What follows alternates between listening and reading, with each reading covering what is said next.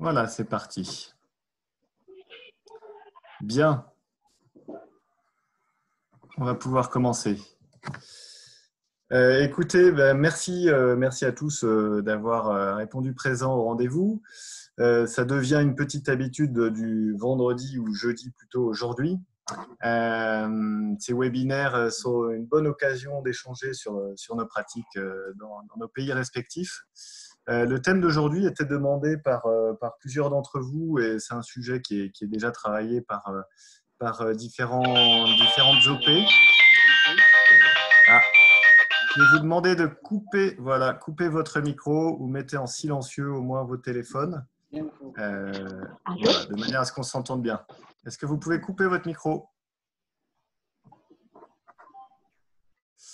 Voilà, donc le thème de ce jour est sur les technologies de l'information et de la communication, donc utiliser les TIC pour renforcer son action de conseil auprès des paysans. Alors c'est un sujet, comme je le disais, qui était demandé par un certain nombre d'entre vous. C'est aussi un sujet d'actualité en ce moment, puisque on est vraiment tous à utiliser dans ces conditions de Covid-19 les outils pour communiquer à distance. C'est un besoin qu'on a. Les paysans également l'utilisent.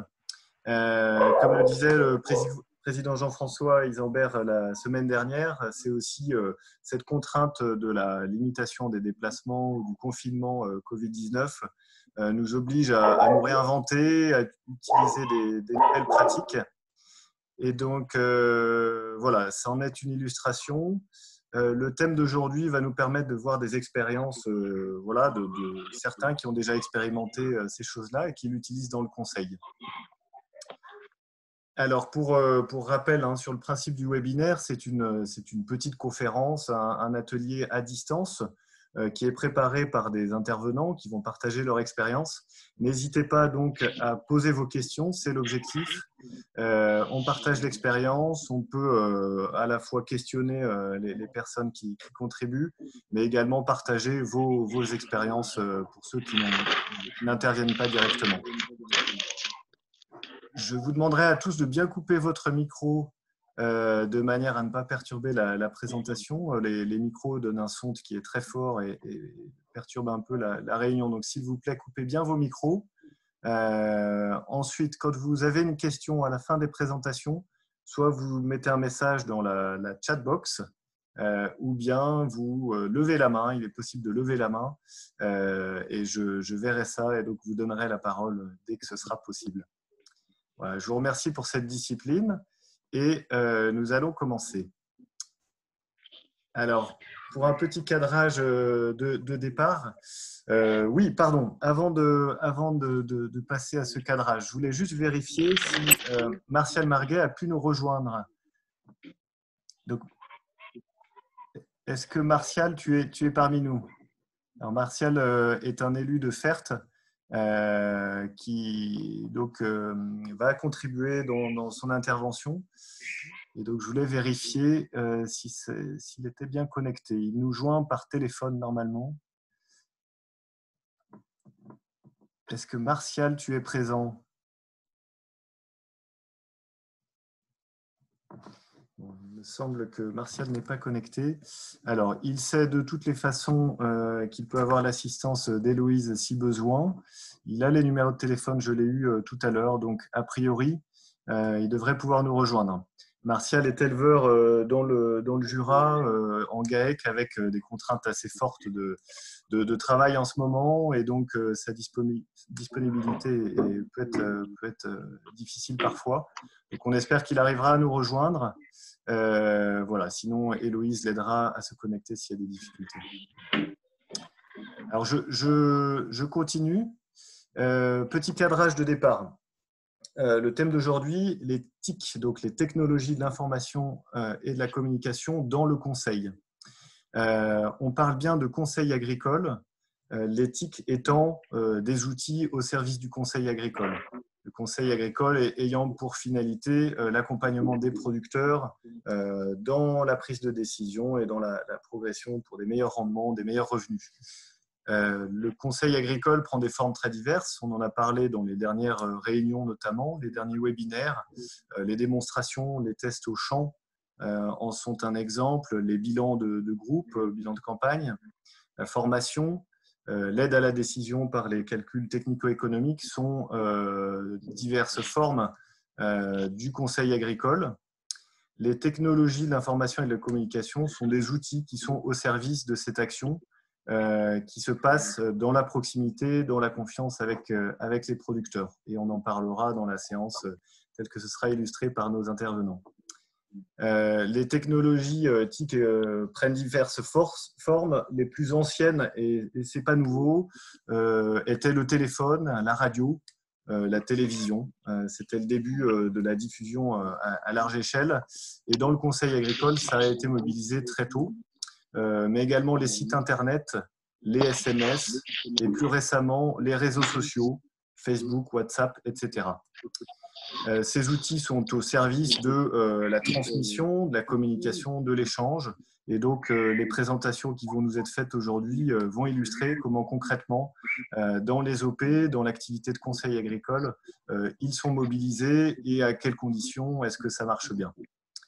Alors, les TIC sont utilisés également dans d'autres services, hein, comme par exemple la commercialisation ou les services de paiement par téléphone portable.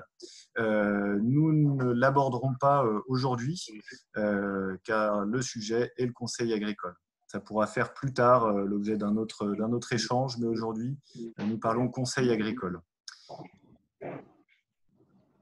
Les interventions. Alors, je vais laisser Ibrahim et Youssouf se présenter. Donc, nous irons tout d'abord au Burkina Faso. Donc, Ibrahim, Youssouf, je vous laisse vous présenter très rapidement. Ok, merci bien, Joseph. Alors, moi, c'est Augustin.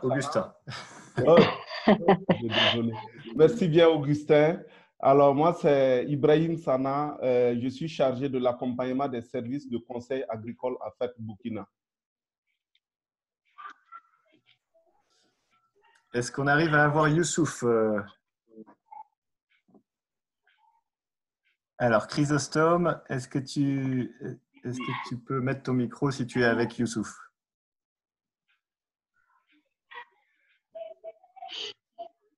Bon, donc, Ibrahim, tu peux présenter Youssouf. Je pense qu'il nous rejoindra assez vite. OK. Alors, Youssouf Kagone est président de la société coopérative de l'UP d'Ablo. Il est également un producteur relais. Donc, il va faire un témoignage avec nous aujourd'hui sur le conseil à distance avec les paysans relais. Très bien, donc ce sera le premier thème au Burkina Faso. Ensuite, nous passerons le canal du Mozambique pour aller à Madagascar avec Noelson. Noelson, je te laisse te présenter. Bonjour à tous, moi c'est Noelson Ranmenzanari, responsable de la technique au sein de Cap Malagas, ici à Madagascar. Et donc le sujet qui sera abordé par Noelson est sur l'utilisation des tablettes dans le conseil agricole. Et donc, nous aurons en dernière intervention le regard d'un agriculteur français qui est membre du conseil d'administration de FERT, Martial Marguet. Martial, est-ce que tu nous as rejoint entre-temps?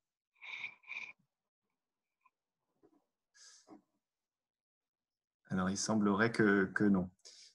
Si l'un d'entre vous peut éventuellement, alors de ceux qui sont en France, passer un coup de fil à Héloïse pour qu'elle puisse vérifier auprès de Martial si tout va bien. Ce sera un appui pour moi. Je vous remercie d'avance. Alors, nous allons tout de suite passer la parole à Ibrahim pour nous présenter l'expérience du Burkina. OK, merci bien, Joseph. Augustin, pardon. Merci bien, Augustin. Bonjour à tous.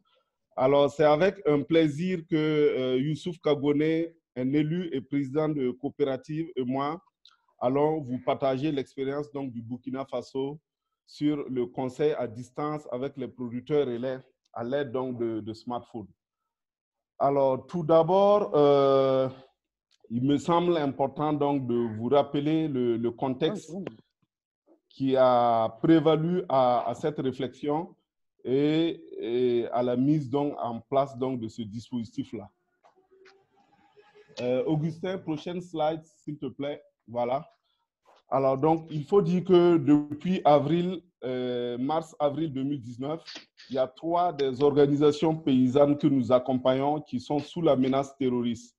Et depuis cette période jusqu'à maintenant, les communes dans lesquelles sont ces organisations paysannes sont régulièrement attaquées par des groupes armés terroristes. Et cela a eu pour conséquence le déplacement donc, des producteurs que nous accompagnons. Et également, il y avait un risque élevé donc, pour les techniciens de se rendre sur le terrain. Alors, face à cette situation, qu'est-ce qu'il faut faire? Qu'est-ce qu'il fallait faire? Alors, et comme nous l'avons toujours fait de concert avec donc, ces OP, nous avons tenu un comité de pilotage pour poser le problème afin donc, de trouver des alternatives. Au cours donc, de ce comité de pilotage, alors les OP ont trouvé qu'il y avait une opportunité. Et cette opportunité, c'est quoi? C'est l'existence donc, du dispositif donc, de producteurs relais. Et c'est une opportunité sur laquelle elles ont souhaité s'appuyer pour poursuivre donc, le conseil avec l'appui donc, des techniciens de fait à distance. Donc, voilà d'où est venue donc, cette idée. Maintenant, concrètement, comment cela s'est passé? Prochaine slide. Augustin. Excuse-moi, j'étais en communication. Pardon, j'ai raté ta question. Passez au slide suivant, voilà. OK. Alors, donc maintenant, comment concrètement cela s'est passé? Il faut dire qu'il y a eu des préalables qui ont facilité la mise en place donc, de ce dispositif-là. Ces préalables-là, c'est quoi? C'est constitué essentiellement donc, de 3 éléments fondamentaux. Il y a eu la formation, il y a eu le matériel à utiliser. Et il y a eu également donc la stratégie. Pardon, je t'interromps, je te bloque 2 secondes. Est-ce que vous pouvez bien couper vos micros, s'il vous plaît, afin qu'on entende bien la présentation? Je crois qu'il y a encore des micros qui sont allumés et ça perturbe un peu, on n'entend pas bien. Est-ce qu'il serait possible, alors je vois que certains micros sont allumés encore.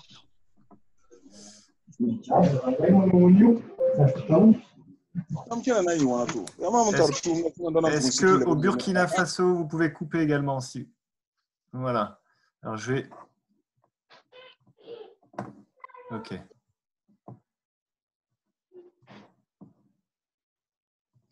C'est bon, merci Ibrahim. Tu peux reprendre. Alors donc, je reprends. Je disais tantôt concrètement comment cela s'est passé. Alors, il faut dire qu'il y a eu des préalables qui ont facilité la mise en place donc, de ce dispositif-là. Et ces préalables, c'est quoi? C'est constitué donc de 3 éléments fondamentaux. Il y a eu la formation, il y a eu donc du matériel. Il y a eu également donc une stratégie de communication. Qu'est-ce qui se passe? On lui demande de laver les mains et puis elle me tape. Christophe, excuse-moi.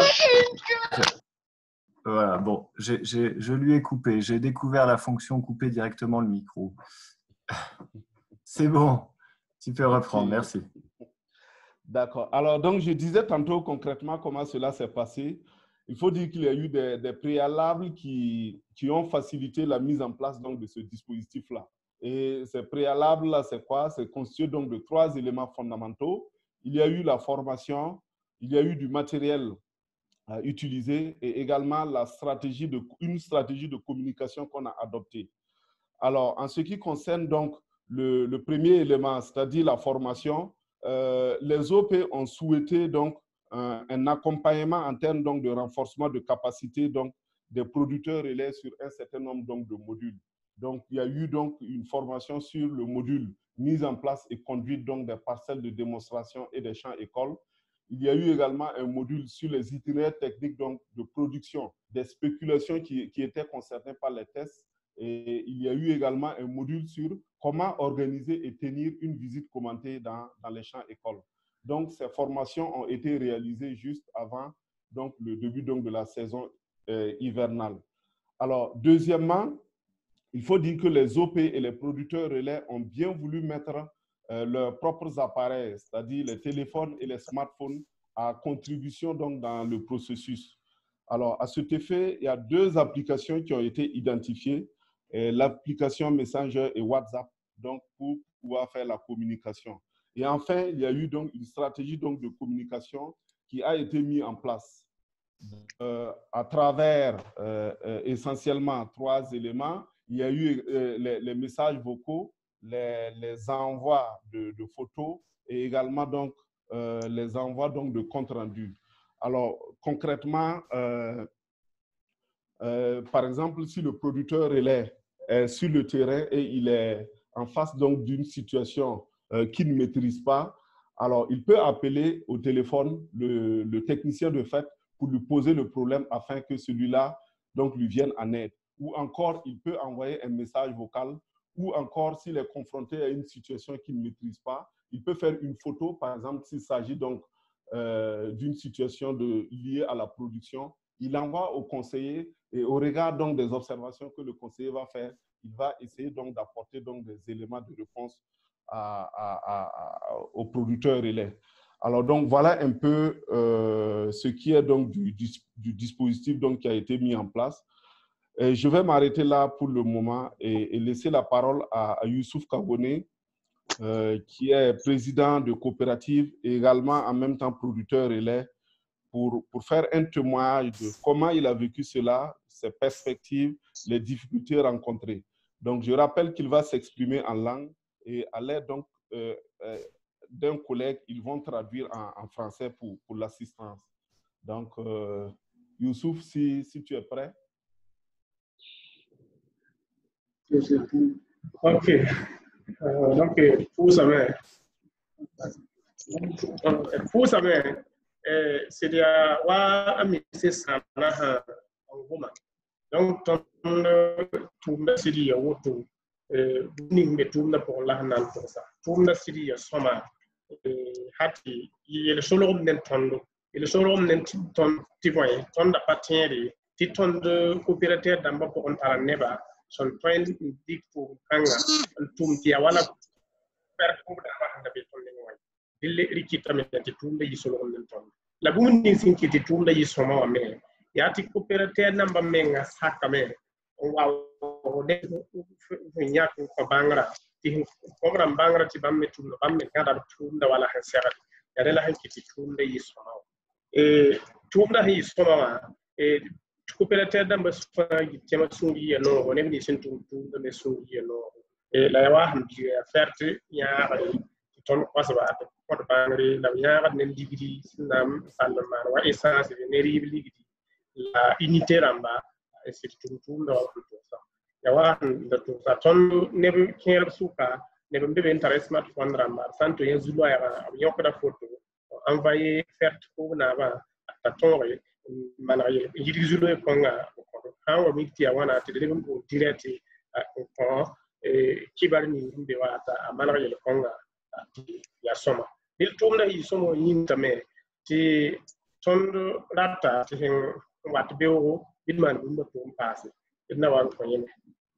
Ok, donc je vais essayer de traduire rapidement. Le président salue cette initiative-là et il rappelle qu'effectivement, dans le cadre de la dégradation des conditions socio-économiques au niveau du Burkina, FERT et leurs coopératives ont pris cette initiative-là de pouvoir continuer l'accompagnement et surtout permettre aux services de conseil agricole de continuer à travers ces producteurs relais-là. Et vraiment dans un respect et dans le cadre d'un respect courtois entre aussi bien les producteurs relais que les coopérateurs, vraiment le coup de décès de ces producteurs relais-là a été vraiment un coup de maître. Et ce succès-là a vraiment surpris tout le monde. mais il renvoie ce succès grâce à l'accompagnement de FERT qui a pu mettre à leur disposition aussi bien une prise en charge pour ce qui est de la communication, de la restauration et aussi de leur déplacement. Il rappelle qu'effectivement, ces PR ont pu contribuer dans le suivi de ces champs écoles-là avec l'ensemble des coopérateurs et tout vraiment c'est très bien passé.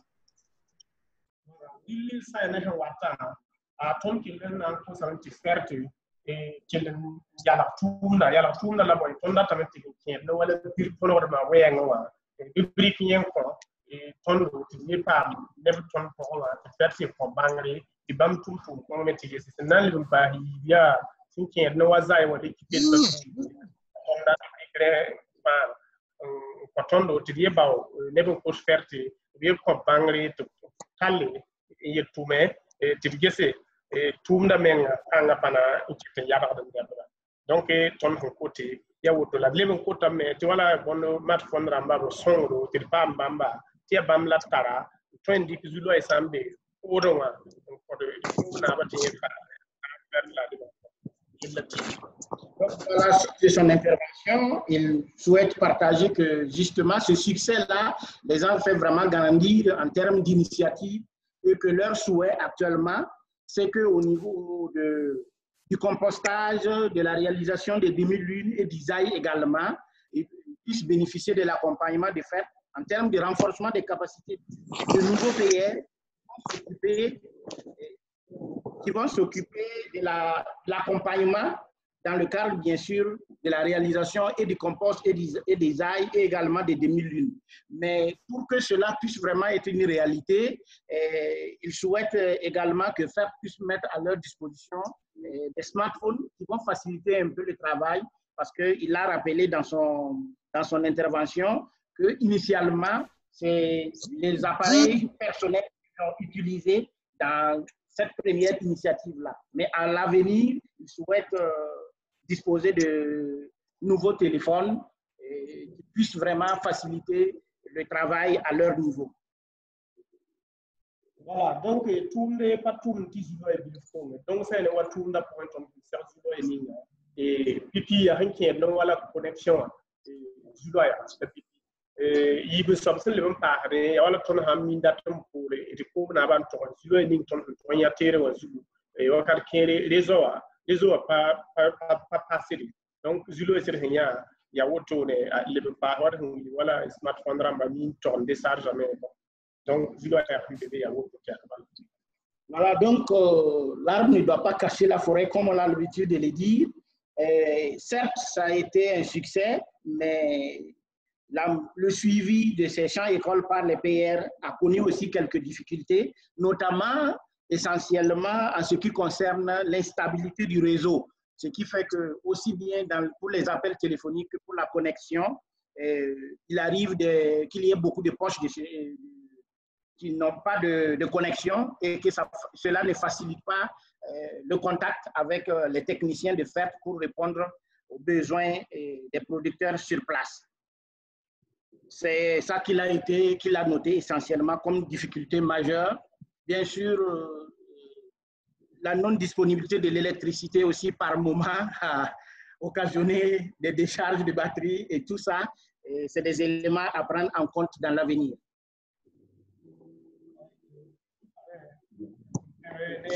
Ok. Merci bien, Monsieur le Président. Merci bien, Chrysostome, pour la traduction. Alors, pour terminer, nous allons aborder maintenant ce que l'on pourrait considérer comme facteur de succès à ce processus et les perspectives pour les prochaines échéances. Alors, comme facteur de succès, nous pouvons citer à la base la motivation donc des producteurs relais, parce que les producteurs relais sont restés constamment motivés tout au long du processus et on pouvait le constater. Donc, il y avait une confiance réciproque entre les producteurs relais et les autres producteurs d'une part, et d'autre part également une confiance réciproque entre les techniciens de FERT et ces producteurs relais. Et cela est à l'actif donc de plusieurs années de travail, donc de plusieurs années de collaboration. Ensuite, il y a eu un certain nombre de conditions qui ont facilité ce processus. Alors, le président l'a rappelé dans son témoignage.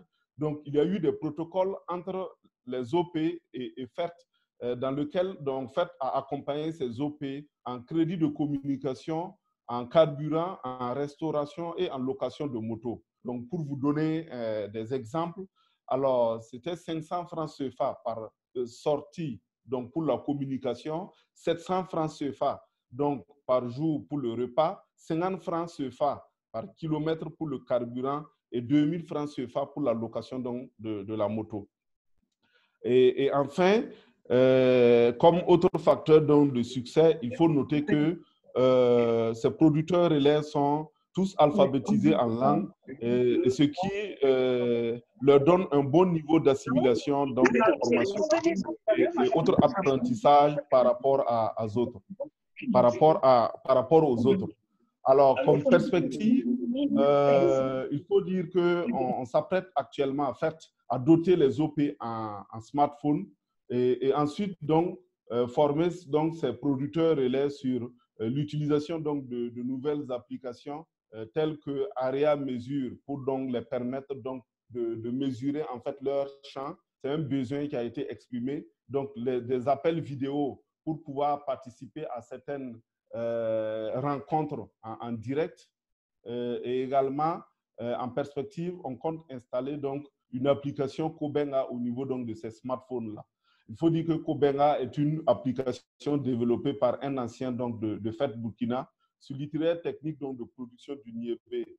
Alors, c'est une application qui résume les grandes étapes donc, de l'itinéraire technique donc, de production du Niébé depuis la mise en place donc, des parcelles jusqu'à la récolte, et c'est également traduit en langue. Donc, on peut utiliser également le vocal, par exemple, pour interroger l'application et l'application donc des éléments de réponse. Donc, actuellement, on est en train d'échanger avec l'ancien de FERT pour voir dans quelle mesure on pourra effectivement donc installer cette application au niveau donc des smartphones des producteurs relais. Et enfin, il y a également les capsules donc, de films qui sont en train d'être développées et qui vont être installées donc, dans les smartphones des producteurs relais. Et ces capsules vont leur permettre donc, de pouvoir assurer donc, des formations au niveau donc, de la base. Donc, voilà, mesdames et messieurs, notre expérience, l'expérience donc de FERT Burkina en matière d'éthique et conseil agricole. Donc, nous sommes à votre disposition pour répondre à grandes questions. Je vous remercie. Merci Ibrahim et merci Youssouf pour vos témoignages. Alors, on a déjà des questions dans la chatbox qui sont relatifs notamment. Alors, je vais les prendre dans l'ordre. Donc, qui prend en charge les coûts de la connexion sur les smartphones, le paysan relais ou la structure? Alors, Chrysostome a répondu, mais si besoin de compléter, tu pourras le faire. FERT a pris en charge ses dépenses. Donc, Ibrahim, si tu veux compléter par rapport à la prise en charge des coûts de connexion et peut-être illustrer le protocole que vous avez eu avec les OP. Oui, c'est bien ça. Il faut dire que dans le protocole, il y a un volet crédit de communication pour les producteurs relais pour leur permettre soit donc de convertir en mégas pour la connexion ou encore en crédit d'appel. Donc, ça a été pris en charge par FERT. Alors, une autre question posée à la suite, vu les facteurs de succès présentés, je me pose la question de savoir comment les paysans relais ont été identifiés. Une question de Michel en Côte d'Ivoire. OK, merci bien. Alors, il faut dire que c'est un dispositif qui existait déjà. Ça veut dire il y a le dispositif donc, des producteurs relais existait déjà au sein donc, de ces différents OP. Et lorsque nous avons voulu engager les travaux donc, de champ de parcelles test, ce sont les mêmes les OP qui nous ont proposé comme ils se connaissent très bien, ils savent tel producteur relais et tel producteur relais maîtrisent mieux les itinéraires techniques, maîtrisent mieux les questions donc, du suivi donc, de champ école. Et c'est eux qui ont proposé en fait ces producteurs relais. Bien sûr, ce n'est pas eux tous, mais parmi les producteurs relais, c'est les OP qui ont fait même les propositions et nous avons pris ça en compte. Alors, donc, pour vous donner un exemple, ils étaient au total 11 dans les 3 OP, 5 dans une OP, 3 dans une, 3 dans les 2 autres OP. Une question très rapide. Est-ce que vous avez du réseau? Est-ce que toutes les zones sont couvertes par le réseau téléphonique?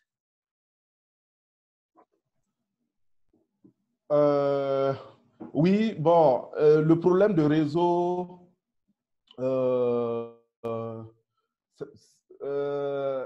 effectivement, pas toutes les zones, mais on a la chance, en tout cas, cette année, là où nous avions mis les champs écoles, le réseau, on avait le réseau, quand bien même que bon, c'était par moment défectueux. Alors, pour les appels, c'est souvent, il n'y a souvent pas trop de soucis, mais pour la connexion, par exemple, pour envoyer les photos ou les messages vocaux, bon, généralement, on a des petits soucis. Donc, ça va un peu. Bon, en termes de réseau, en tout cas, ça va un peu. Alors, il y a une question orale. Sylvia lève la main, donc je te laisse, Sylvia, prendre le micro. Je t'active.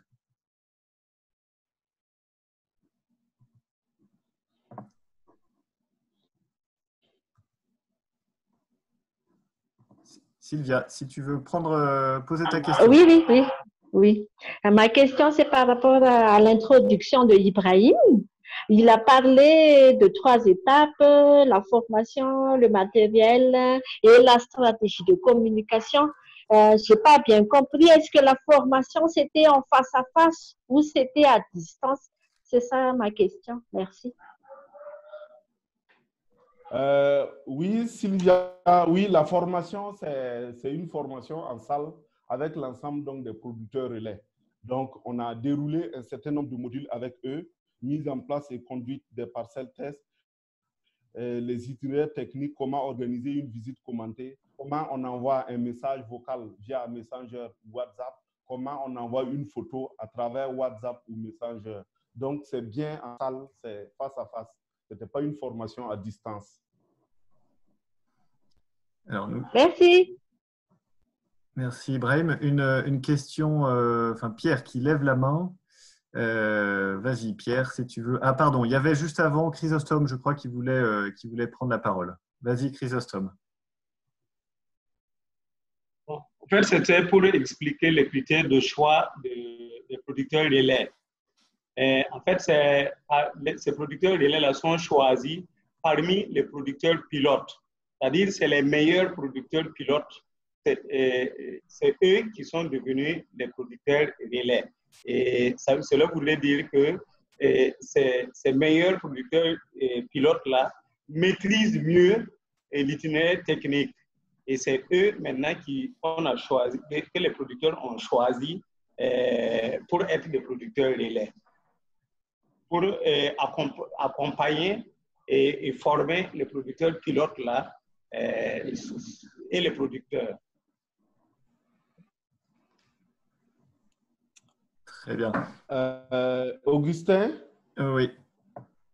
Voilà, c'est la contribution d'un de nos conseillers, Zabré Lazare, qui est conseiller d'une OP concernée. Très bien. Alors, on va prendre 2 dernières questions qui sont déjà listées et puis on passera à la présentation suivante. Une question de Modeste qui nous demande les PR font-ils le suivi par OP ou bien par zone?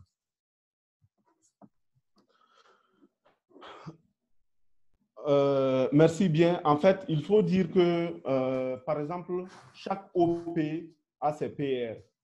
Si je prends l'exemple, je prends une OP PISLA, il y a 3 producteurs relais. Et ces 3 producteurs relais sont chargés, en fait, de faire le suivi des champs écoles qui ont été mis en place par l'OP dans la commune concernée. Donc, chaque producteur relais fait le suivi donc, des champs écoles, des activités de son OP dans sa commune.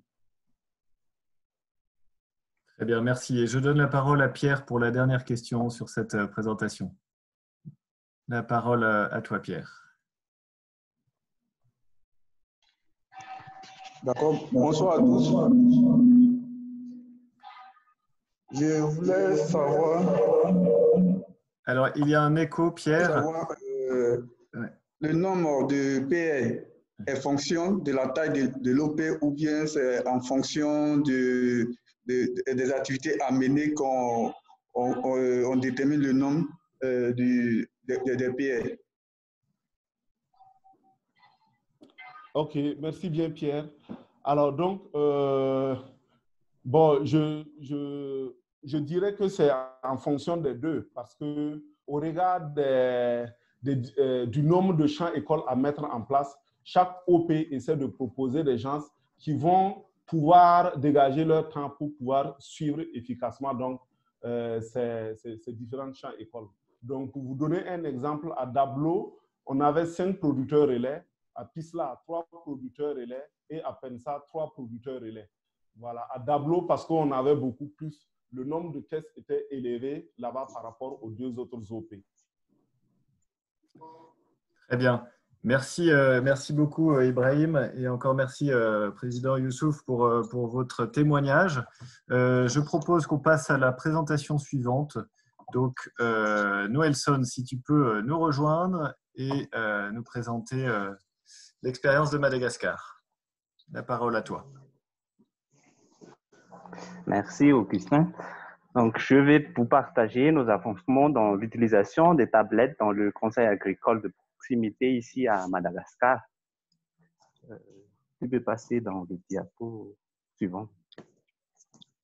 Tout d'abord, quel intérêt pour nous les conseils agricoles?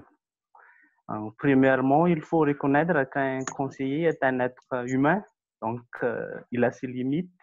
Il ne peut maîtriser tous les domaines ou avoir toutes les connaissances du monde. Donc, avec le TIC, cela permet de pousser un peu ses limites, d'être en complémentarité avec les autres sur le conseil, être aussi en lien avec les personnes de référence sur le sujet du conseil, aussi d'avoir accès aux informations utiles en temps voulu.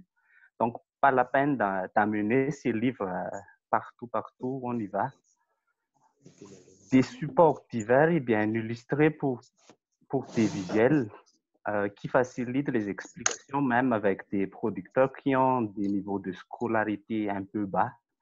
Donc, en gros, un conseil de qualité plus amélioré à offrir aux producteurs. Et avec cela, les producteurs arrivent à comprendre rapidement.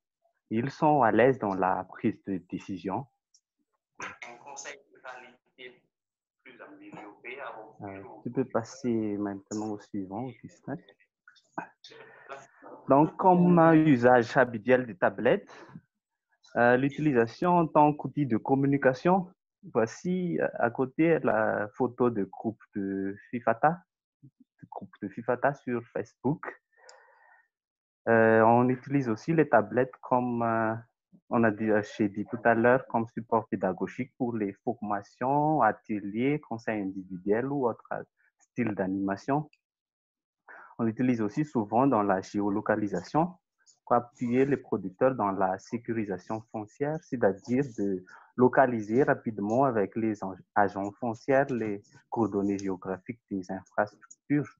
Nous l'avons fait avec les bâtiments de stockage construits. Aussi de partager les situations sur terrain, par exemple des maladies que l'on ne maîtrise pas ou des nouveaux cas de maladies. On les prend en photo et on partage avec les personnes de référence. Pour avancer plus dans l'utilisation, il faut des modérateurs pour animer la discussion de groupe afin que tout le monde consulte fréquemment le groupe. Le modérateur aura donc le rôle d'inviter les personnes de référence pour donner son avis sur le sujet. Aussi d'accompagner fréquemment les conseillers qui ont des problèmes dans l'usage. Pour nous, à Madagascar, nous avons créé un groupe de discussion sur le sujet TIC pour échanger les difficultés rencontrées par les conseillers. et aussi de mettre à disposition dans la tablette les connaissances utiles. Sinon, l'utilisation est limitée à des fins personnelles comme un simple smartphone pour faire des appels ou pour prendre seulement des photos. Le plus important aussi, c'est l'archivage systématique des informations reçues pour les réutiliser aussi après. Pratiquement, pour animer une séance, par exemple une séance de groupe, c'est-à-dire des formations, des ateliers ou autre type d'animation, voici ce qu'on fait. Il faut tout d'abord bien identifier les besoins du groupe pour savoir de quel sujet ou thématique on a à faire. Et à partir de cela, on peut choisir ces supports qui peuvent être des photos, des vidéos, théâtre radio ou autres supports disponibles. Les photos sont plus souvent utilisées pour présenter des exemples types, par exemple des maladies, ou pour confirmer une idée. Comme j'ai dit tout à l'heure, par exemple, on demande aux participants est-ce vraiment la maladie ou insecte dont on parle dans les sujets. Ou aussi des vidéos. Les vidéos sont utilisées pour partager les avis des autres producteurs sans y porter des modifications, ou aussi pour donner une explication sur la pratique d'une technique, par exemple. Pour les théâtres radiophoniques, c'est plutôt pour sensibiliser ou inciter le groupe à initier des actions, à intégrer des nouvelles actions dans leur PTA, dans leur planning de travail annuel. Donc, il faut en tout choisir ces supports en fonction du temps à disposition et aussi du message à transmettre. Et pour chaque support, il faut toujours une séance de synthèse collective à la fin de chaque utilisation pour vérifier si c'est bien capté ou quel message a été repris par les participants. Et pour bien réussir son animation avec la tablette, il faut vérifier que l'équipement est bien chargé, de choisir aussi des images de qualité qui représentent les messages à transmettre, se mettre dans des lieux non bruyants pour bien écouter les audios et de choisir aussi l'horaire adéquat, surtout pour les théâtres radio qui peuvent prendre à soixantaine de minutes.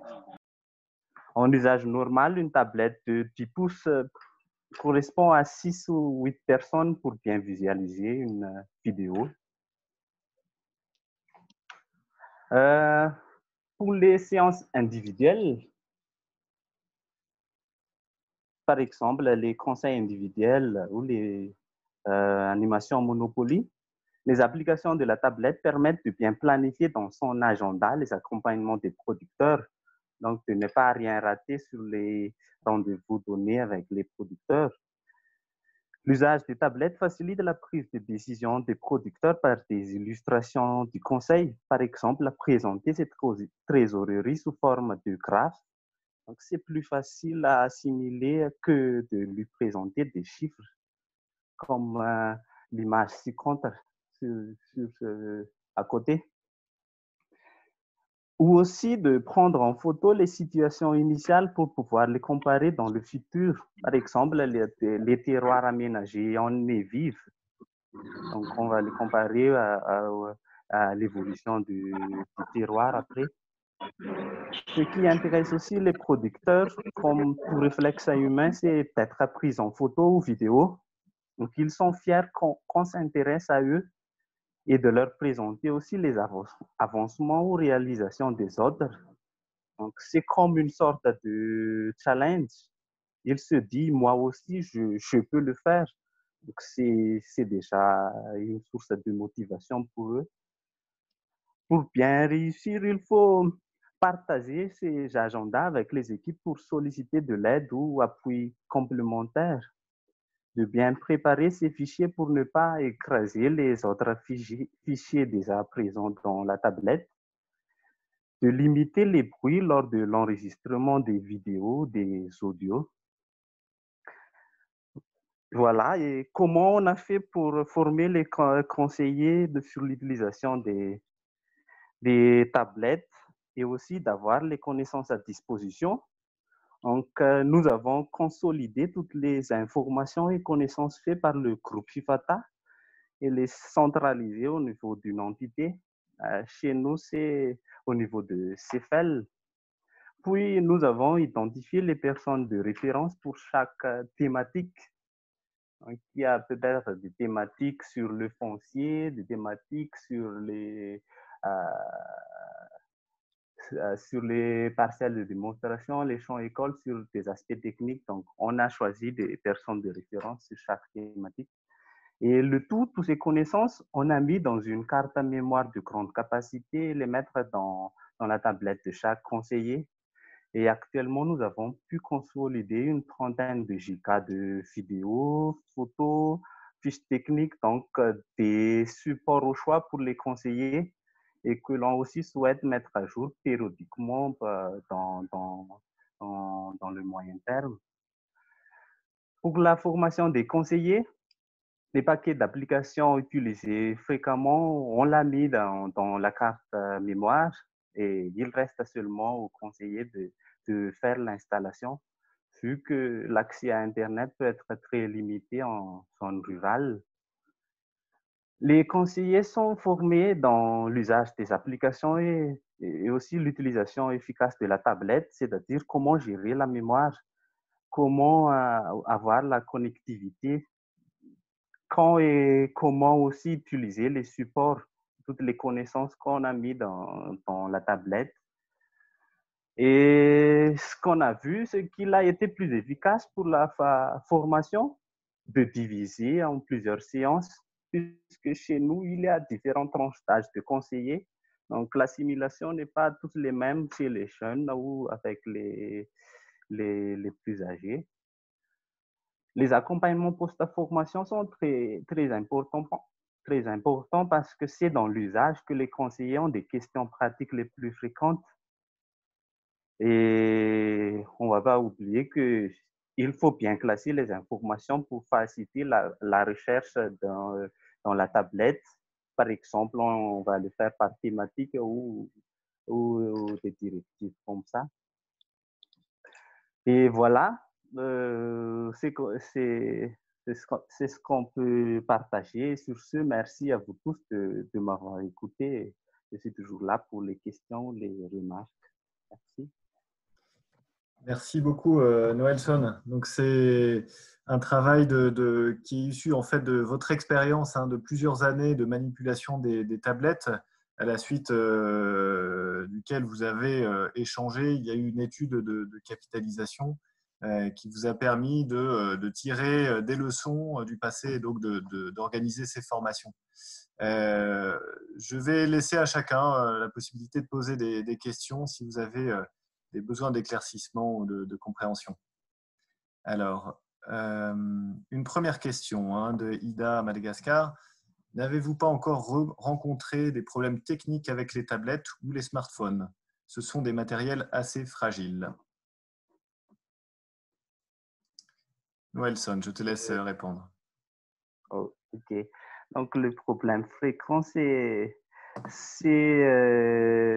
la gestion par les conseillers même. Donc, il y a les cassures d'écran. Les cassures d'écran sont en fait les plus fréquentes.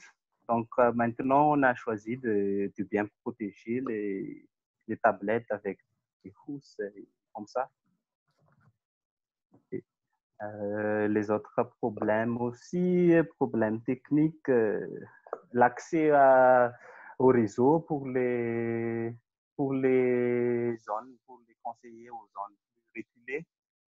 Ils sont obligés de bien planifier ces programmes en fonction de la disponibilité du réseau. Donc, s'il va dans des lieux où il y a des réseaux, donc c'est là qu'il va profiter de tout faire avec les partages des informations au niveau du groupe.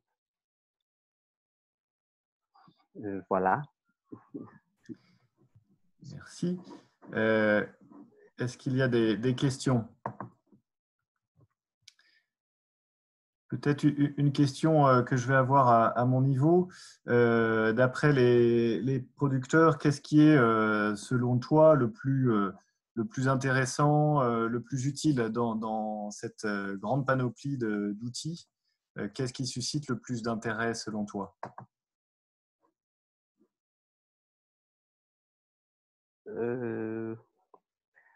En, en fait, ça dépend de l'animation. Est-ce que tout était intéressant? Leur présenter des photos lors des formations, des ateliers, cela leur permet de voir, visualiser un peu ce qui est dans le sujet. Ah, donc il se dit, ah, c'est voilà les insectes, ah, donc c'est comme ça. Ou aussi de vérifier aussi que c'est vraiment la question qu'il pose.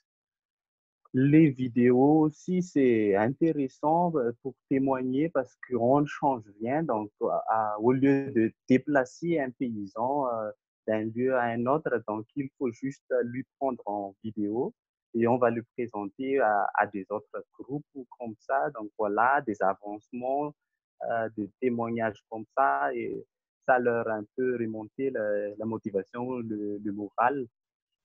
Les théâtres radiophoniques sont très important à Madagascar parce que tous les soirs, il y a des saisons animées par les radios locales sur les théâtres radio. Donc, les familles se mettent autour d'une radio pour écouter. Donc, ils ont déjà l'habitude d'en écouter. Donc il reste à l'animation de bien au conseiller de bien utiliser ces supports. Très bien, merci. Une question de Léo Kadi au Burkina. Les producteurs malgaches utilisent-ils les smartphones? Les conseillers échangent-ils avec les producteurs via smartphone? Oui, il y a quelques producteurs qui sont déjà avancés, surtout avec les jeunes.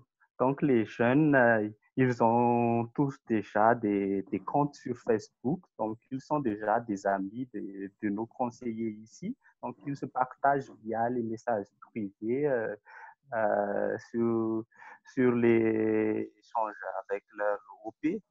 Donc, il y a aussi déjà des partages de fichiers même avec ces jeunes qui ont déjà les smartphones parce qu'ici en Alamanque, c'est tout proche de la ville. Donc, l'accès à l'information est très facile pour les producteurs.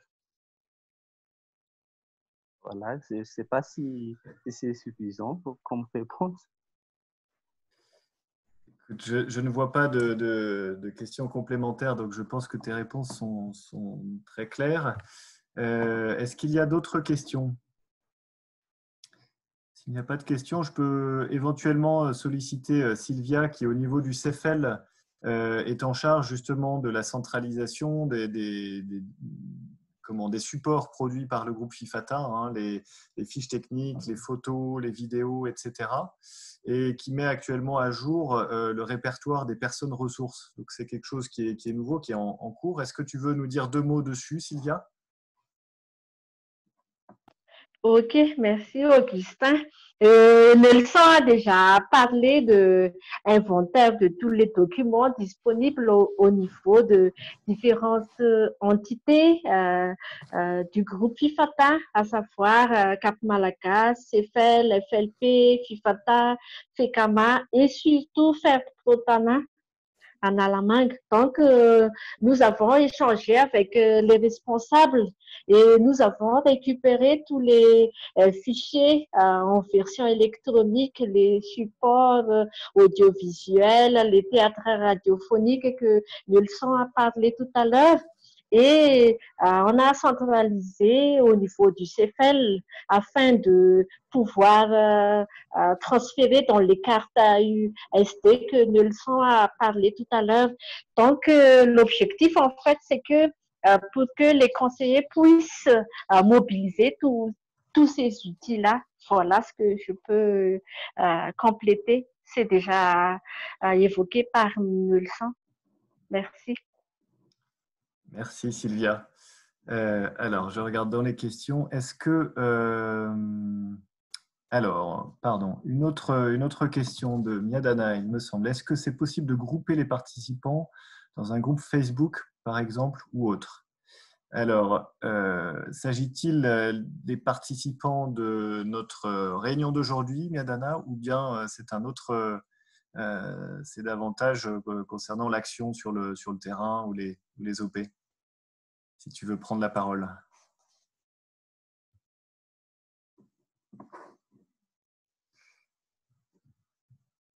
Je voulais demander par rapport aux actions sur le terrain, comment vous trouvez l'idée? Alors, Noëlson, on te laisse répondre. D'accord. Donc, il y a déjà des groupes qui sont déjà disponibles. Il y a le groupe FIFATA sur Facebook, vraiment. Il y a aussi d'autres groupes de discussion thématique via Messenger. Donc, c'est possible, donc, en un mot, de regrouper tous les participants dans des groupes. Donc, il suffit de bien identifier quelle thématique ou bien aussi d'animer le groupe qui est déjà en place ou en créer un nouveau. Donc, tout est possible. Donc, ça reste à tous les participants de bien identifier le choix ou qu'est-ce qu'on va faire ensemble. Merci Noëlson. Je vais prendre une dernière question sur ce sujet. Donc Jérémy, depuis la France, est-ce que les tablettes des conseillers sont utilisées pour alimenter des bases de données des OP? Et si oui, quel type d'informations ou de données? Noëlson ou d'autres collègues si vous souhaitez contribuer. C'est la dernière question du sujet. Oui, chez nous, on l'utilise pour compléter les informations des membres, les noms, leur rôle et tout ça dans des fichiers Excel. Et les conseillers les envoient ici dans l'antenne et aussi les imprimer pour les mettre au niveau de l'OP. Donc, via cet outil-là, le conseiller arrive à faire la saisie et à imprimer ensuite et les mettre au niveau de l'OP les informations leur concernant. Et dans la perspective aussi, nous voulons aussi faire l'inventaire de toutes les infrastructures qu'on a fait et puis les transférer au niveau des fédérations. Comme ça, il y a déjà toutes les infrastructures partout avec les coordonnées géographiques qu'on va collecter via le système de géolocalisation via les tablettes. Voilà, j'invite aussi les autres s'il y a des propositions ou des actions concernant. Alors, un complément d'IDA du CEFEL à Madagascar qui nous dit qu'à Mada, pour les services économiques des légumes, donc le relevé des prix, les releveurs de prix transmettent leur relevé via smartphone directement dans une base en ligne.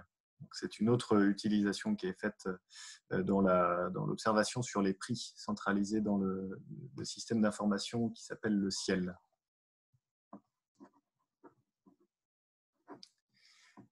Très bien. On va passer au sujet suivant. Je te remercie beaucoup, Noëlson, ainsi que Sylvia, pour vos apports sur ce fonctionnement. Ces deux sujets précédents suscitent beaucoup d'intérêt et on aura certainement d'autres occasions dans le groupe de travail de pouvoir poursuivre ces échanges-là. Je vais passer donc à l'étape d'après, qui va être de donner la parole à Martial. Martial Marguet, qui est administrateur de FERT, je vais te laisser te présenter en te disant un grand merci d'abord d'avoir pris de ton temps sur ton exploitation qui est en, comment dire, qui te prend du temps. Je crois que l'organisation ces jours-ci est compliquée, donc tu as d'autant plus de mérite de nous donner ce temps-là. Voilà, nous attendons un peu ton regard d'agriculteur sur ce que tu as entendu et également l'écho que ça fait dans ton métier, dans ton quotidien en tant qu'éleveur et dans ta relation avec les techniciens de ta COP. Donc, je te donne la parole.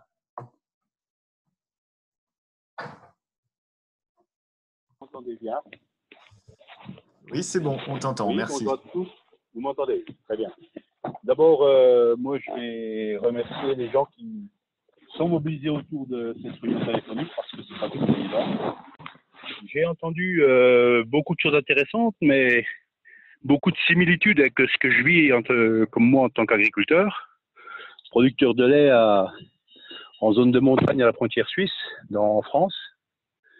J'ai entendu les questions qui sont posées sur la manière dont on peut accompagner mes collègues quand on est technicien agricole ou autre pour leur apporter le meilleur service possible, être en réponse aux questions qui se posent, et puis en même temps être dans l'innovation, dans la création de valeur ajoutée, parce que, qu'on le veuille ou non, on est tous en recherche de valeur ajoutée pour en vivre de notre métier, nourrir des femmes et des hommes, c'est hyper important, qu'on soit en végétal ou en animal.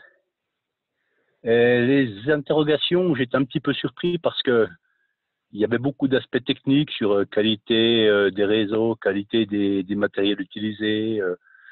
Je pensais entendre un peu plus de questions très pratiques sur des thématiques, comment on réagit sur l'interpellation d'un groupe de producteurs ou d'un producteur isolé qui est face à un défi. Pour autant, je pense que tout ce que vous avez évoqué, moi je le vis en tant qu'éleveur.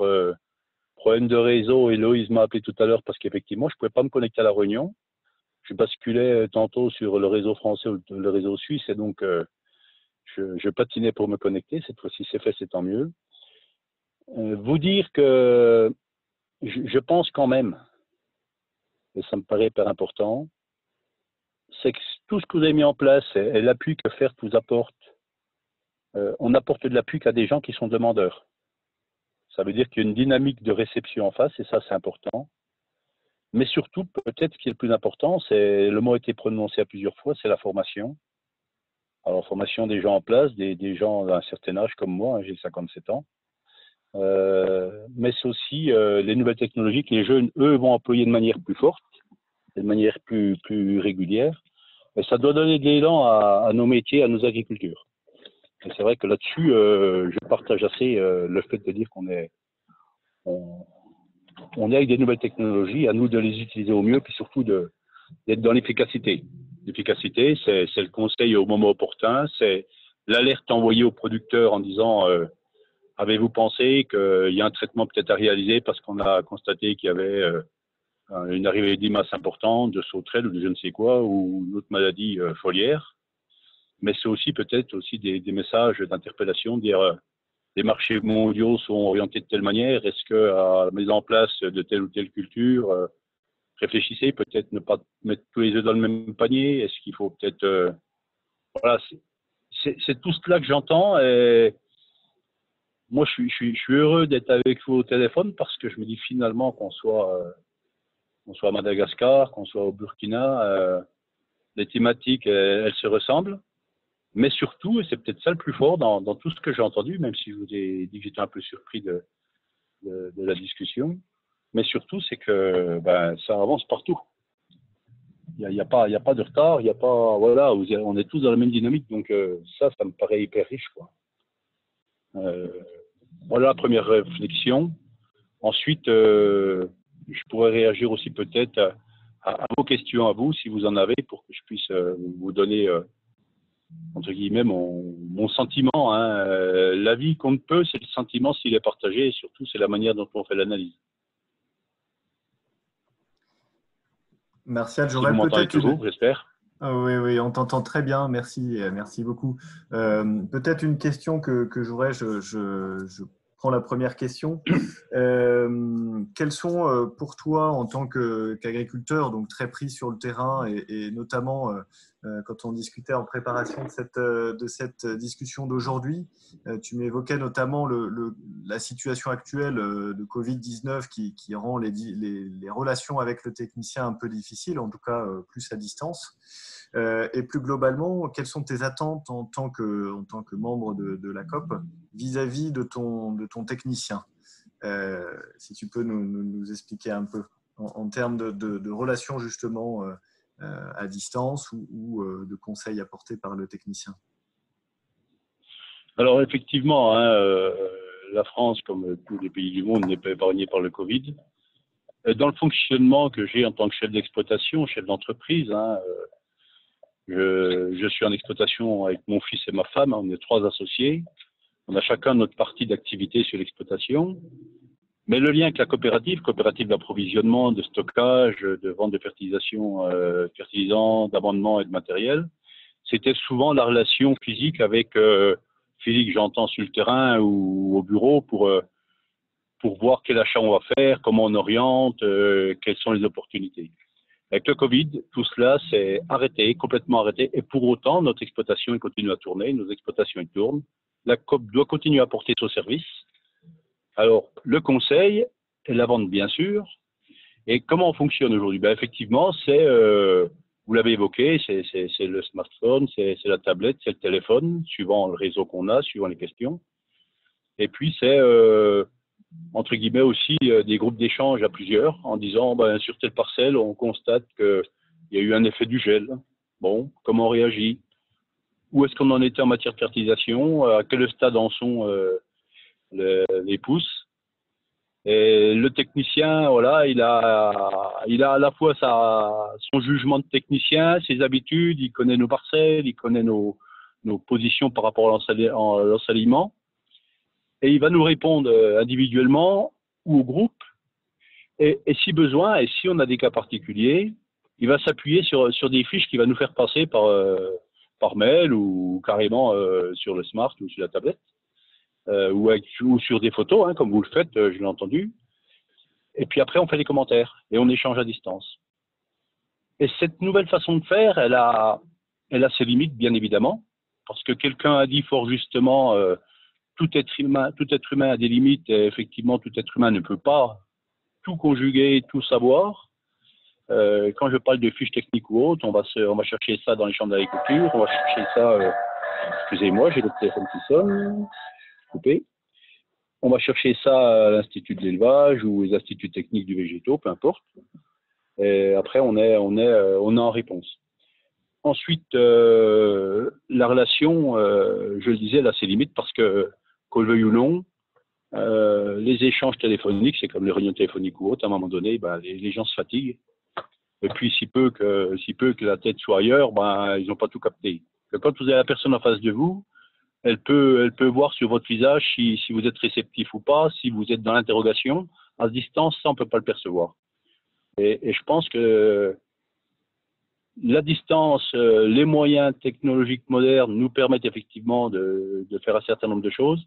Il est difficile de faire abstraction totale des rendez-vous où on est en face à face. À la fois sur le terrain, mais à la fois aussi sur des questions qui sont multiples. Et c'est vrai que cet épisode Covid, il va nous avoir appris beaucoup de choses. On ne retiendra pas tout, bien évidemment. On va opérer des mutations sur nos façons de faire, sur nos approches de travail. Mais moi, je suis encore un petit peu dans l'interrogation malgré tout, parce que ça veut dire aussi, moi qui suis administrateur d'une coopérative, si nos techniciens font tout depuis leur bureau, c'est une flotte de véhicules en moins par les sur le terrain, c'est, à mon avis, un ratio temps consacré et actif du conseiller plus important. Et in fine, le service à l'éleveur, je ne suis pas sûr qu'il soit amélioré. Ou au producteur, je dis éleveur parce que je suis éleveur, mais on peut être aussi producteur de végétal. Et c'est là où va être l'ambiguïté, c'est comment on va au niveau à la fois de la coopérative muter sur ces approches-là. Si j'ai pu essayer de répondre à la question. Oui, merci beaucoup, Martial. Est-ce qu'il y a des questions des collègues dans les pays? Alors, s'il n'y a pas de questions, je vais compléter. Moi, ce que je voudrais savoir, c'est si tout le monde partage l'analyse que je fais ou s'il y a des gens qui sont complètement opposés, diamétralement opposés.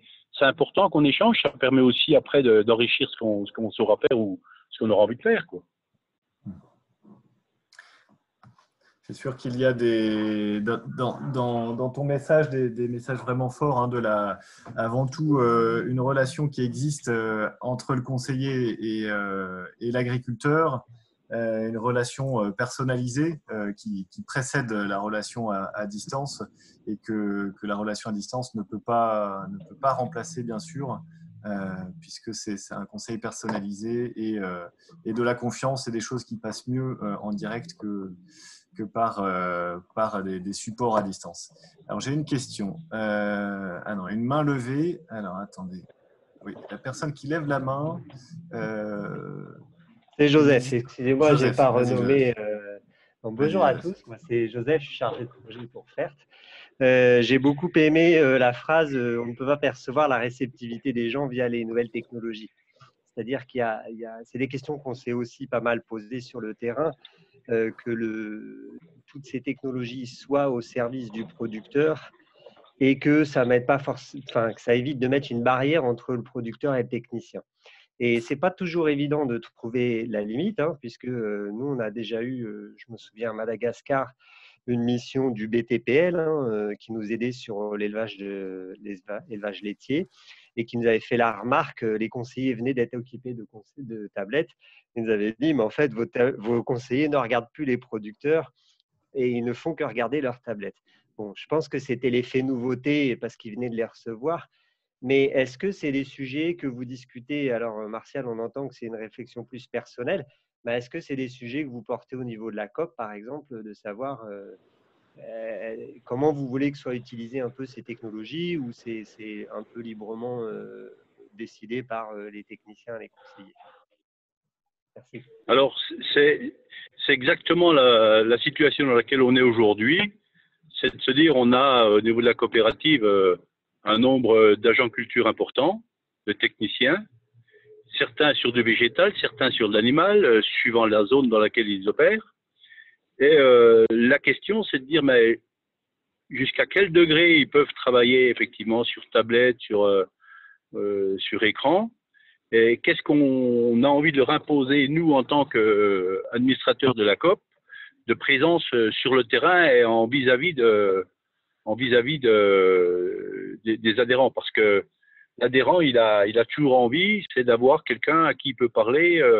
Il peut parler de son problème de culture, mais il peut parler aussi, tiens, je pensais peut-être à ça, est-ce que c'est une erreur ou pas? Et le regard. Je pense que c'est ça qui est important, c'est le regard du technicien, le regard de l'éleveur. Quand ils se croisent, ça dit beaucoup de choses qu'on ne peut pas forcément exprimer avec des mots, mais surtout, ça donne du sens à l'action. Et au niveau de la coopérative, ce qu'on est en train de se dire aujourd'hui, c'est qu'on va souhaiter imposer à nos agents de terrain qu'ils passent à minima, bien sûr, le cas du Covid est très particulier, mais à minima, une fois tous les 3 mois par exploitation. Alors qu'habituellement, dans une logique simple, c'était un passage par mois.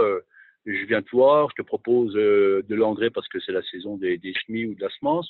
Je te propose de faire un plan d'alimentation spécifique par rapport à la saison où on est ou autre. Ça, il pourrait le faire à distance avec la tablette et compagnie. Mais le passage, une fois tous les 3 mois, c'est à minima pour suivre un petit peu aussi, de manière globale, l'exploitation dans son ensemble. S'il y a une dérive, s'il y a des choses qui se passent mal ou autre. Et je pense que ce lien humain, de toute façon, on en a besoin. Nous, éleveurs, nos techniciens de COP, pour que le service à l'adhérent il se fasse bien.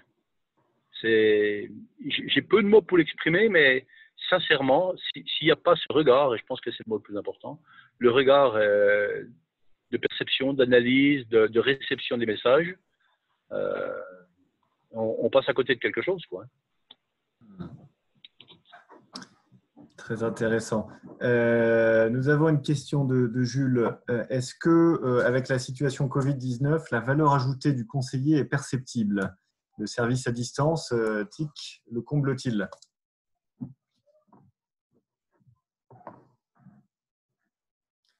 Martial, si tu as une réponse à cette question.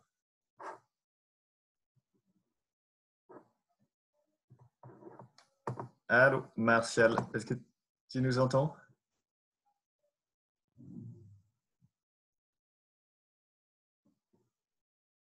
Martial, est-ce que tu nous entends? Oui, il semblerait que le réseau ait basculé en Suisse. C'est la réalité du terrain dans le Jura qui est Oui, à Augustin. cheval. Ah voilà, on te retrouve. Très bien. Donc, oui, je n'ai pas. J'ai entendu à peine le début de la question, mais pas la suite. Alors, je te la relis. Hein. Est-ce que, avec la situation Covid-19, la valeur ajoutée du conseiller est perceptible? Le service à distance le comble-t-il? Ah, vaste question. Le service à distance, le conseil est peut-être encore plus important que jamais. Parce que qu'est-ce qui se passe avec le Covid? C'est qu'il y a tout un tas de choses qui ont été modifiées. Les transports, les produits qui devaient arriver qui ne sont pas arrivés. Donc, le producteur qui est face à sa parcelle, qui a des traitements réalisés parce qu'il a constaté ceci ou cela, qu'il a échangé avec son technicien à distance en lui envoyant des photos, en lui disant « Tiens, j'ai encore pas vu ça, qu'est-ce que c'est ?» Le conseil du technicien, il lui fait apparaître qu'il faut opérer un traitement. S'il s'adresse à sa coopérative pour avoir une livraison d'un produit qui n'est pas arrivé des structures de fabrication, il faut l'alternative. Et là, je pense que l'avis du technicien, même à distance, il est d'autant plus pertinent, c'est qu'il faut la réponse dans un laps de temps très court. Donc, oui, le technicien a encore plus d'importance qu'auparavant. Somme toute, il y a un élément quand même important, c'est que l'effet Covid amène aussi beaucoup de gens à rester dans des choses très, très basiques, très ancrées depuis le passé, pour ne pas évoluer sur, entre guillemets, des essais un peu fortuits au petit bonheur la chance sur une partie de parcelle ou autre. On va avoir des traitements beaucoup plus systématiques à grande échelle, sans chercher forcément la nouveauté qui peut être la bonne solution, mais cette année, on va faire sans ça, on va rester sur ce qu'on connaît bien, sur les produits dont on connaît l'efficacité et leurs limites, mais on ne cherchera pas forcément à faire d'innovation. La situation ne nous le permet pas. Et au niveau de la coopérative, on est dans le même état d'esprit, c'est-à-dire que si on avait réfléchi à éventuellement mettre en place de nouveaux moyens de traitement ou autres, pour la plupart, on a dit bon, on reste sur ce qu'on avait déjà en connaissance et en magasin, et puis on verra l'an prochain. Si vous m'entendez, Augustin. Oui, merci. Merci pour ta réponse, c'est très, très éclairant. Sécuriser, quand on est à distance, on ne peut pas prendre de risques trop importants et donc on reste sur des chemins plutôt connus. Ça évoque aussi ce qu'on entendait au Burkina sur le travail des paysans relais en lien avec leurs techniciens sur les itinéraires techniques et les parcelles de démonstration. Peut-être un dernier point que tu évoquais dans la préparation la discussion qu'on a eue ensemble, qui était sur la préparation des supports qui sont faits par les techniciens de la COP et le rôle que vous jouez en tant que conseil d'administration sur la préparation et la diffusion des supports techniques qui sont produits au niveau de la COP ou même au niveau de l'Institut de l'élevage, si tu veux en dire deux mots. Alors, c'est vrai que on est toujours dans l'accompagnement conseil de nos adhérents, de nos producteurs, qu'ils soient végétaux ou animaux. Et les fiches techniques, il y a celles qui sont, je dirais, basiques et classiques et qui datent depuis des années. Et puis, il y a un autre élément qui n'est pas dû au Covid, celui-là, mais qu'on vit de manière de plus en plus forte, c'est les changements climatiques. Les changements climatiques, ils nous ont amenés à avoir à la fois des supports qu'on diffuse effectivement, je l'ai dit tout à l'heure, ou par mail à des moments précis parce qu'on sait que c'est la période où il faut être vigilant sur ceci ou sur cela, mais aussi parfois des fiches techniques qu'on avait plus par le passé en support papier, moins aujourd'hui parce que beaucoup se dématérialisent, qui sont des fiches un peu alertes, en disant attendez, le taux de précipitation est inférieur à ce qui devrait être à cette saison. On a tant de cumul de degrés et de température sans à-coup depuis tant de temps. Il y a un stress hydrique en matière de pluviométrie. On ne voit rien venir avant on ne sait pas quand. Et à ce moment-là, SMS d'alerte en disant consultez vos messageries ou alors on va directement sur le smart et les tablettes et on met Si possible, connectez-vous, on fait un flash info de 20 minutes. Suivant, si on est dans le végétal, on fait souvent ça le matin aux alentours des 7h30 ou 8h. Si on est dans l'élevage, c'est plutôt en tout début d'après-midi. Et là, à ce moment-là, se connecte qui veut et ça refait un lien d'échange rapide. Et ces fiches, elles sont derrière, certains nous les demandent, nous les téléchargent, voilà, et puis ça avance. Et puis un élément que je n'ai pas évoqué avec Augustin en préparation, c'est qu'on fait aussi beaucoup aujourd'hui au niveau par exemple des instituts techniques d'information dans les centres de formation des jeunes qui vont arriver à l'agriculture, de tout ce qu'on est en capacité de produire en matière de fiches, d'éléments comme ça, pour qu'il y ait une connaissance d'une part, mais surtout que ça donne du sens au métier de technicien et d'ingénieur, et que derrière, les agriculteurs, les chefs d'exploitation, les managers d'exploitation, je pense Moula parce qu'il est fort, ils sont en capacité d'être dans l'économie, dans la vie active et se dégager aussi du temps pour avoir une vie sociale, quoi. Donc, oui, tout ce qui est fiches et compagnie, on a évolué, on a de moins en moins de support papier, il y a beaucoup plus de dématérialisé, ça c'est certain. Mais on reste quand même aussi en capacité d'info maximum, quoi. Et tu évoquais aussi le comment elles étaient préparées et notamment vérifiées, validées avant par les élus du conseil d'administration pour vous assurer que c'était en phase avec la réalité. Oui, par exemple, moi qui suis administrateur de la COP et qui suis en production laitière, élevage, avec un petit peu de production de plantes fourragères, luzerne essentiellement. Et je vous évoquais les changements climatiques à plus de 1000 mètres d'altitude aujourd'hui, là où je suis, dans les montagnes du Jura, je fais de la luzerne. Il y a 20 ans, je n'y aurais jamais pensé. Quand on a des fiches techniques que nos techniciens vont proposer ou des conseils qu'ils vont mettre en ligne ou autre, souvent au niveau du conseil d'administration, on se réunit une fois par mois. Ces thématiques-là sont abordées et nous, on prend le temps de regarder la manière dont les messages sont construits. À la fois sur ce que l'adhérent va pouvoir lire, mais à la fois sur ce que pourrait délivrer un technicien par téléphone suite à une interrogation ou autre. Il faut que ça soit à la fois recevable par l'adhérent en face, il faut que ce soit un vocabulaire adapté, il faut que ça soit très pragmatique, et il faut surtout qu'il y ait une efficacité derrière. Parce que vendre du vent, ça ne donne pas grand-chose. Si vous vendez de l'efficacité, vous avez le droit de vous tromper. Si régulièrement vous avez l'efficacité maximum, le jour où vous trompez, l'adhérent il vous en veut pas. Mais si à chaque fois c'est coup-ci, coup-ça, à la longue les gens ils s'usent et puis ils viennent plus vers vous. Donc nous en tant qu'administrateurs, on veille beaucoup à la fois à la construction, à la longueur des messages aussi, parce que s'il y en a 3 pages, on sait que l'adhérent ne lira pas jusqu'au bout. Et surtout, il faut qu'il y ait l'accroche, le message d'accroche qui amène l'adhérent en buvant son café le matin à lire ce qui concerne son semis de blé ou d'orge, ou s'il a après le repas à s'interroger sur ce qui va bien faire par rapport à son troupeau de laitière en matière d'orientation sur les achats d'aliments complémentaires ou sur la mise en place de telle ou telle espèce fourragère. Ça veut dire que si le conseil d'administration en discute et le vérifie, ça montre toute l'importance de la qualité de la communication vers les adhérents. C'est sûr, la qualité à la fois, et puis surtout, c'est le rôle de la coopérative. La coopérative est un business économique, c'est sûr, mais elle le fait surtout parce qu'elle est composée d'adhérents qui sont eux-mêmes des agriculteurs. Donc, c'est la base de la coopération, c'est au service de ses adhérents. Et puis, surtout, je le redis, il faut que ça soit facile à lire, il faut que ça soit efficace. Et puis, voilà, la littérature, c'est bien, ça peut être le soir au chevet, mais la littérature, il n'y a pas besoin de plus que ça. Ce qu'il faut, c'est vraiment les messages forts. Et si l'adhérent a trouvé dans le message fort quelque chose qui l'interpelle et pour lequel il n'a pas la réponse, il recontacte son technicien et l'échange verbal, il finit le propos et il finit l'intérêt de la fiche telle qu'elle a été construite. Et c'est ça qui est important. Très bien. Merci beaucoup, Martial. On va s'acheminer vers la synthèse de notre discussion qui a été extrêmement riche.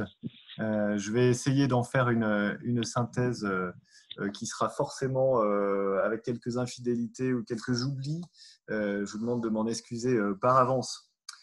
Alors, nous avons donc vu différentes expériences au Burkina, à Mada et en France, qui présentaient à la fois les potentialités de ces outils, de la communication, quel que soit le support, avec l'intérêt de pouvoir interagir à distance, notamment quand ça n'est pas possible, mais également d'améliorer notamment les supports, pouvoir utiliser des supports qui rendent l'accompagnement, la formation par l'exemple, au travers des supports vidéo par exemple, ou la photo.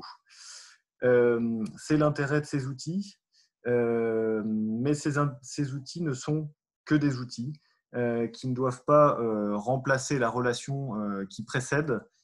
Et comme plusieurs l'ont dit, c'est une relation qui est humaine. La qualité de la relation se base d'abord sur la confiance qui a pu être créée avant. On parlait notamment de la question du regard, de la perception de l'un par l'autre, du conseiller par l'agriculteur et inversement, qui est essentiel pour avoir une réponse adaptée et donc pas un traitement, on va dire, uniforme, et donc une relation très personnelle. Un des préalables est également la motivation ou la demande. C'est une réponse à la demande et ce n'est pas comment dire, des messages qui sont poussés systématiquement. Et donc, cette connaissance réciproque et la proximité préalable sont indispensables. Alors, la mise en place de ces outils impose des préalables. On a entendu beaucoup des éléments relatifs au matériel, la fragilité du matériel, ou bien savoir maîtriser le matériel, disposer d'un réseau qui permette de se connecter, bien considérer que se connecter nécessite de l'argent, ça a un coût, et donc il est nécessaire d'imaginer des solutions pour prendre en charge ce coût et de s'entendre sur comment est-ce que ce sera fait. Également un préalable technique qui est la formation. On l'a entendu, il est nécessaire de se former, notamment pour les paysans relais à distance, non seulement sur certes la manipulation d'un smartphone ou d'une tablette, mais avant tout sur la conduite de l'itinéraire technique et l'animation en tant que telle des discussions autour du champ. Et donc c'est un tout et c'est avant tout un savoir-faire d'accompagnement, de conseiller agricole et pas uniquement la technologie. Un autre élément qui joue dans la qualité de la relation entre le technicien et l'agriculteur, c'est la réactivité du technicien, donc pouvoir répondre quand le besoin se présente aux paysans qui en fait la demande, qui appelle. Et donc pouvoir être joignable, pouvoir être réactif, c'était un autre élément qui ressortait. Sur la préparation du support, on l'a entendu aussi, la nécessité d'être vraiment en phase avec la réalité. Une préparation par les techniciens, mais les élus, les administrateurs doivent vraiment maîtriser et contrôler quelque part ce message pour qu'il soit bien en phase avec le besoin des membres. Et des attentes des agriculteurs qui sont très fortes, un message concret, un message qui soit vraiment en réponse aux besoins, adapté au contexte, et dans des contextes comme ceux qu'on vit actuellement de distances plus fortes, pour l'agriculteur, un besoin de réassurance ou de feedback ou d'échange pour pouvoir continuer à avancer. Et bien sûr des outils qui permettent la communication à distance, mais qui ne remplacent pas la relation et le besoin de se voir, l'importance du regard qu'on a entendu, qui font la relation entre le conseiller et l'agriculteur. Voilà pour la synthèse. Ce que je vous propose, c'est de nous partager, tous ceux qui veulent, un peu un message clé retenu ou un mot-clé. C'est un peu ça devient le traditionnel petit retour des participants. Si certains veulent partager un peu leur perception des différentes interventions. En tout cas, je remercie les différents participants au Burkina, à Madagascar, en France. Je prends les contributions. Allez-y.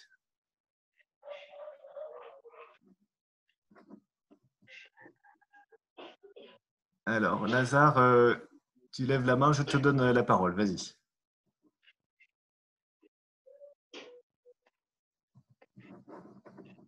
Oui.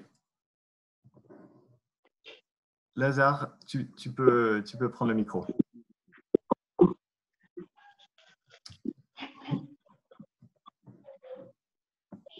Vas-y, n'hésite pas. Il semblerait qu'il y a un peu de difficulté avec le réseau. Vas-y. Bon. Oui, Lazare, vas-y. Oui, ce que j'ai retenu de mes classes, c'est assez important, attention, c'est de ne pas remplacer la relation humaine par les outils que nous utilisons dans la communication avec les producteurs, mais de pouvoir aussi, en même temps, même s'il faut innover, maintenir cette relation humaine. Merci. Oui. Donc, je ne suis pas sûr d'avoir tout bien compris à cause du réseau, mais il me semble avoir compris que cela ne remplace pas, bien sûr, la relation humaine, mais que ça permet une continuité, notamment quand c'est les visites sur le terrain ou la proximité n'est pas possible.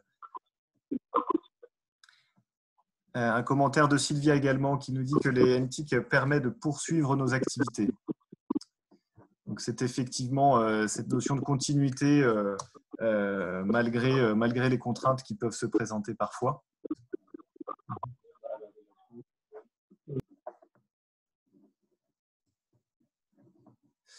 Également, un commentaire sur le nécessaire regard producteur-conseiller. Les NTIC en prolongement, facilitation du conseil. Et félicitations pour le webinaire. Merci. Merci à tous les participants qui ont préparé ça. Très bien. S'il n'y a pas d'autres… Oui, Augustin, Martial. Ah, oui. J'allais te donner la parole. Vas-y.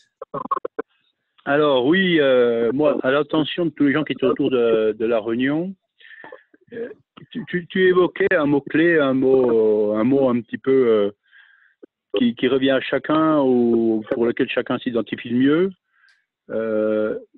Il y a un mot que je n'ai pas évoqué dans mon propos, mais qui donne tout le sens à ce que vous faites cet après-midi, et je me joins aux félicitations par rapport au webinaire.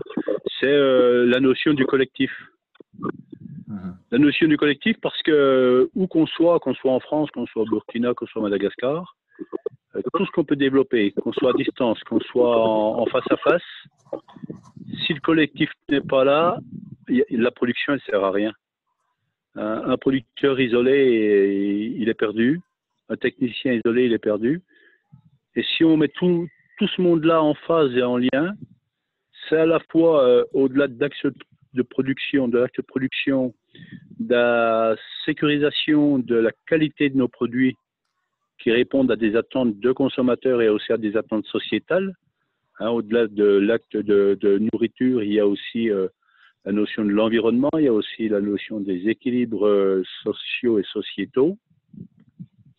Et c'est que dans le collectif qu'on réussit à développer tout ça et à donner une efficacité et à créer, j'y reviens quand même, de la valeur ajoutée pour que des femmes et des hommes, qu'ils soient techniciens, qu'ils soient producteurs, qu'ils soient salariés sur des exploitations, aient une qualité de vie parce que l'agriculture permet de financer tout cela. Et moi, je le dis assez facilement à l'âge que j'ai, si on m'avait évoqué quand j'étais beaucoup plus jeune, il y a 35 ans, quand je venais de m'installer, que le collectif, c'était peut-être ce qu'il y a de plus fort dans nos sociétés agricoles. J'aurais émis certainement quelques doutes, parce que je pensais que seul, j'allais trouver des solutions à tout, j'avais la force de l'âge et tout. Et avec le recul, je me dis, heureusement qu'il y a le collectif, heureusement qu'il y avait la coopération, coopérative à la fois pour la promo, mais aussi pour la transformation des produits. Mais c'est bien un ensemble, quoi. Donc, le mot collectif, il a énormément de sens.